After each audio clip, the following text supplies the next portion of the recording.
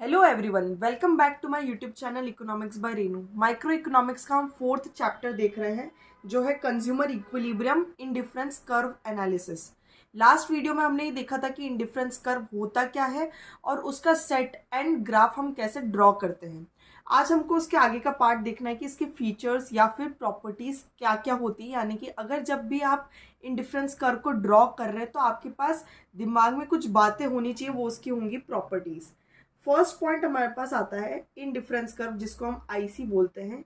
It slopes downward, यानी कि जब भी आप ग्राफ ड्रॉ करेंगे वो एक डाउनवर्ड स्लोपिंग शेप लेगा। जैसे कि हमने एक एक्स एक्सिस ड्रॉ करा, एक वाई एक्सिस ड्रॉ करा, तो इसने ये बोला है कि आईसी कर्व स्लोप्स डाउनवर्ड, तो यानी कि ये कुछ इस तरीके से आएगा।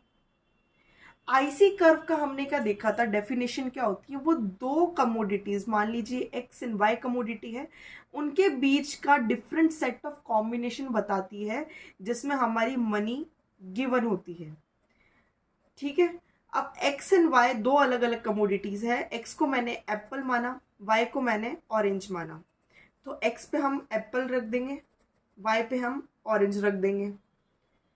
इसका मतलब क्या हुआ, जब हम 10 यूनिट्स ऑफ ऑरेंज ले रहे हैं तो हम 2 यूनिट्स ऑफ एप्पल ले रहे थे, ये पॉइंट ए हुआ। फिर हम बीच में आए, जब हम 5 यूनिट्स ऑफ ऑरेंज ले रहे हैं तो हम 4 यूनिट्स ऑफ एप्पल ले रहे हैं, ये बी पॉइंट है। उसके बाद में एक सी पॉइंट है जहां हम 2 यूनिट्स ऑफ ऑरेंज ले रहे हैं एंड 6 यूनिट्स ऑफ एप्पल ले रहे हैं। तो इंडिफरेंस कर्व हमें क्या बताता है कि दो अलग अलग कमोडिटीज के बीच का एक सेट ऑफ कॉम्बिनेशन जब आप किसी एक गिवन मनी के अकॉर्डिंग खरीद पाते हैं। पर इसमें ध्यान रखने वाली एक बात यह है कि स्लोपिंग डाउनवर्ड तो है, लेकिन उसका रीजन क्या है। रीजन ये रहेगा कि जो भी एक्स है और वाई है, अगर एक कमोडिटी की परचेसिंग हम इंक्रीज कर रहे हैं तो दूसरे की हमको डिक्रीज करनी पड़ेगी। फॉर एग्जाम्पल, आपके पास 10 रुपए हैं और आपको एप्पल भी लेना है और ऑरेंज भी लेना है। एप्पल के रेट 2 रुपए है और ऑरेंज के रेट 1 रुपए है। तो अगर आप मान लीजिए आपने 4 यूनिट्स ऑफ एप्पल खरीदे तो इसकी कॉस्ट क्या होगी 2, प्लस अब आप ऑरेंज कितने खरीद पाएंगे, 1 रुपए के हैं, 4 2 8, अब 2 रुपए का बार और खरीद सकते हैं, तो आप ऑरेंज कितने लेंगे 2, इक्वल्स टू ₹10। अब मैं बोलूँ कि नहीं, मेरे को ऑरेंज ज़्यादा खरीदना और एप्पल कम खरीदना, तो आपको इसकी परचेजिंग कम करनी पड़ेगी। तो मैंने जब 2 एप्पल खरीदे तो अब मैं कितने खरीद पाऊंगी, 6 ऑरेंज खरीद पाऊंगी, तो वापस इक्वल्स टू ₹10। मतलब कि यहाँ पे भी हमारा सेम पैसा लग रहा है, यहाँ पे भी सेम लग रहा है, लेकिन दोनों के कॉम्बिनेशंस अलग हैं। तो ये बताता है स्लोप, सॉरी आईसी ग्राफ ये बताता है कि जैसे जैसे आप एक कमोडिटी की कंजप्शन इंक्रीज करोगे तो दूसरे की डिक्रीज होगी। अब जैसे पॉइंट ए है, यहाँ पे ऑरेंज की कंजप्शन ज़्यादा है, एप्पल की कंजप्शन कम है, और पॉइंट सी पे एप्पल की कंजप्शन ज़्यादा है और ऑरेंज की कंजप्शन कम है, इसलिए ये डाउनवर्ड स्लोपिंग होता है। दूसरा हमारे पास जो इसका फीचर है वो ये है कि IC is convex to the origin. Science में जब लेंस पढ़ते हैं तब हमने 2 टर्म सीखे, कॉनकेव और कॉन्वेक्स। तो जब भी ग्राफ ऐसा पोजीशन ले रहा है, जब मतलब कि एक्स एक्सिस और वाई एक्सिस के अकॉर्डिंग ये हमारा ओरिजिन होता है जहाँ से हम ग्राफ को ड्रॉ करना स्टार्ट करते हैं।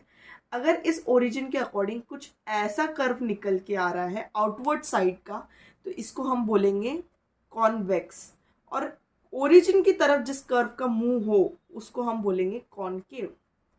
तो अभी हमें कॉनकेव से मतलब नहीं, हमें कॉन्वेक्स ग्राफ मिलता है आईसी का। अब इसके पीछे का रीजन क्या है कि IC is convex to the origin. इसका मतलब इसके पीछे का रीजन ये है कि जैसे जैसे आप कमोडिटीज को परचेस करना इंक्रीज करते जाते हैं, आपकी उसकी विलिंग टू बाय डिक्रीज होती जाती है। फॉर एग्जाम्पल, आपने पहले 10 ऑरेंजेस खरीदे, अब आपके पास बहुत सारे ऑरेंज हो गए तो आपकी विलिंग कम हो जाएगी, नहीं अब मुझे 8 चाहिए, या अब मेरे को बस 6 चाहिए, अब मेरे को कुछ भी नहीं चाहिए। तो ये जो आपकी डिजायर टू बाय कम होती जाती है, उसकी वजह से हमारा IC curve convex to the origin होता है।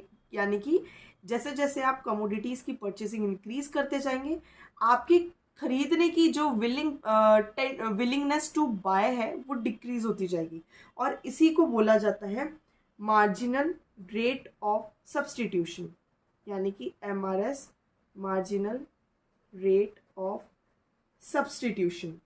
यानी कि जो स्लोप है आईसी ग्राफ का वो हमें क्या बताता है, MRS दिखाता है वो, ये स्लोप, जैसे कि आप पॉइंट ए से पॉइंट बी पे जा रहे हैं, ये स्लोप हमें क्या बताएगा, मार्जिनल रेट ऑफ सब्सटीट्यूशन। अब MRS क्यों डिक्लाइन हो रहा है उसका रीजन हमने देख लिया कि जैसे जैसे मान लीजिए कमोडिटी एक्स हमारे पास हम ज़्यादा कंज्यूम करते जा रहे हैं, तो अब आपका मन भरता जाएगा कि नहीं अब नहीं खरीदना इसको, या फिर एक एग्जांपल ले सकते हैं, जब आपको बहुत तेज प्यास लग रही है तो फर्स्ट ग्लास ऑफ वाटर आपको जितनी सेटिस्फेक्शन दे सकता है, लास्ट ग्लास में आते आते आपकी सेटिस्फेक्शन ज़ीरो हो जाएगी, यानी कि अब आपकी प्यास बुझ गई या फिर अब आपको पीने का मन नहीं करेगा। वैसे ही जैसे अपन इंक्रीज करते जाते कंजप्शन को, हमारी marginal rate of substitution decrease होती जाती है। और यही रीज़न है कि आईसी ग्राफ हमारा कॉन्वेक्स टू द ओरिजिन होता है, क्योंकि जब हम 1 से लेके 2, 2 से लेके 3, 3 से लेके 4 जाएंगे तो हमारा ग्राफ नीचे आता जाएगा। तो यानी कि आईसी हमारा कॉन्वेक्स होगा from the origin. Third feature हमारे पास इसका ये आता है, higher IC shows higher level of satisfaction, यानी कि जितना ऊपर रहेगा आपका आईसी कर्व उतनी ज़्यादा आपको सेटिस्फेक्शन लेवल देखने को मिलेगी। जैसे कि ये आपने एक ग्राफ ड्रॉ करा, वापस एक्स एक्सिस वाई एक्सिस, एक पे एप्पल एक पे ऑरेंज, ये आपका IC1 है, यहाँ पे IC2 और ये है IC3, यहाँ पे point A, point B, point C. अब ये बोल रहा है कि higher IC shows higher level of satisfaction, यानी कि जो सबसे अपर मोस्ट आईसी ग्राफ होगा उसके ऊपर जो पॉइंट होगा वो हमें highest level of satisfaction provide करेगा, जबकि दोनों जगह orange and Apple he consume किए जा रहे हैं। लेकिन हमें ये देखना है कि सबसे हाईएस्ट ग्राफ कौन सा, ये वाला। तो इस वाले ग्राफ पे आप कोई सा भी पॉइंट ले लेंगे तो वहाँ पे आपको हाईएस्ट लेवल ऑफ सेटिस्फेक्शन देखने को मिलेगा, और सबसे लोवेस्ट वाला तो ये लास्ट वाले ग्राफ में देखने को मिलेगा जो कि पॉइंट ए है। उसके बाद में अगला पॉइंट हमारे पास आता है, आईसीज डू नॉट क्रॉस और intersect each other. ICs do not cross और इंटरसेक्ट ईच अदर, यानी कि जब भी अपन देखते हैं कि दो ग्राफ एक दूसरे को इंटरसेक्ट कर रहे हैं, वो केस यहाँ पे नहीं होगा। एक IC ये 1 ले लिया हमने, ये हमारा IC2।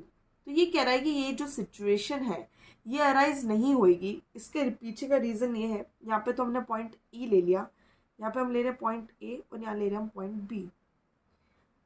अब ये माना जाता है कि पॉइंट E के ऊपर आपका एप्पल का कंजम्पशन और ऑरेंज का कंजम्पशन एकदम इक्वल होगा, यानी कि आप 4 खा रहे होंगे या 1 खा रहे होंगे सेटिस्फेक्शन के हिसाब से। लेकिन एक मैथमेटिकल जो अपन ज्योमेट्रिकल कंसेप्ट पढ़ते हैं कि हमारा जो आईसी ग्राफ 1 है उसके ऊपर और आईसी ग्राफ 2 है उसके ऊपर, दोनों पे ये पॉइंट कॉमन आ रहा है, और IC1 ग्राफ के ऊपर 2 पॉइंट कॉमन है हमारे पास, E=B। हमने क्या देखा था, आप IC ग्राफ पे कोई सा भी पॉइंट्स ले लीजिए वो सेम लेवल ऑफ सेटिस्फेक्शन आपको देंगे। तो IC1 पे तो हमारे पास ये इक्वेशन आ रही है, और IC2 पे हमारे पास क्या आ रही है, E=A। और मैथमेटिकली अगर हम देखें कि A=B और B=C होता है तो ये दोनों भी इक्वल हो जाएंगे, यानी कि A=B। पर हम ये नहीं कर सकते यहाँ पे, क्योंकि हमने पहले ही देखा है कि हर आईसी ग्राफ का सेटिस्फेक्शन लेवल अलग अलग होता है, यानी कि A=B हम नहीं बोल सकते क्योंकि इसका पूरा कॉम्बिनेशन अलग है और इसका पूरा कॉम्बिनेशन अलग है। इसलिए लॉजिकली ये माना जाता है कि आईसी ग्राफ दोनों आपस में इंटरसेक्ट नहीं कर सकते। फिफ्थ पॉइंट हमारे पास आता है, IC does not touch X axis और वाई एक्सिस, यानी कि जब हम कोई ग्राफ ड्रॉ कर रहे हैं आईसी का तो ना तो वो एक्स एक्सिस को टच करेगा और ना ही वो वाई एक्सिस को टच करेगा। इसके पीछे का रीज़न क्या है कि आईसी के अंदर हमेशा हम क्या बोलते हैं, हम कॉम्बिनेशन ऑफ गुड्स का जो भी मतलब कंजम्पशन हो रहा है उसका एनालिसिस करके वो ग्राफ ड्रॉ करते हैं। लेकिन अब मान लीजिए आपने जब ये एक्स को छू रहा है, यानी कि एक आपकी जो एक्स है वो तो ज़ीरो हो गई और वाई कुछ ना कुछ आ रही होगी, तो ये कंडीशन नहीं हो सकती। अगर एक्स ज़ीरो हो गया तो हमारे पास केवल एक ही एलिमेंट बचा वाई, तो ऐसा ही पॉसिबल नहीं है, क्योंकि आईसी ग्राफ के अंदर हम दो कमोडिटीज़ का कंजम्पशन देखते हैं। और उसके बाद में अगर हम वाई एक्सेस देखें तो वापस से Y plus X plus Y में वाई ज़ीरो, तो आपके पास केवल एक एक्स कंपोनेंट बचेगा, तो वो केवल एक लीनियर लाइन बन जाएगी। तो इस चीज़ के हिसाब से हम बोलते हैं कि IC does not touch X axis और वाई एक्सिस। तो आईसी कर्व के हमारे पास पे 5 प्रॉपर्टीज थी कि it slopes downward, it is convex to the origin, higher IC shows high level of satisfaction, ICs do not cross or intersect each other, and IC does not touch x axis और y axis। I hope आपको समझ आ गया होगा, लेकिन फिर भी कोई doubt रहता है तो आप कमेंट सेक्शन में बता सकते हैं। Thank you.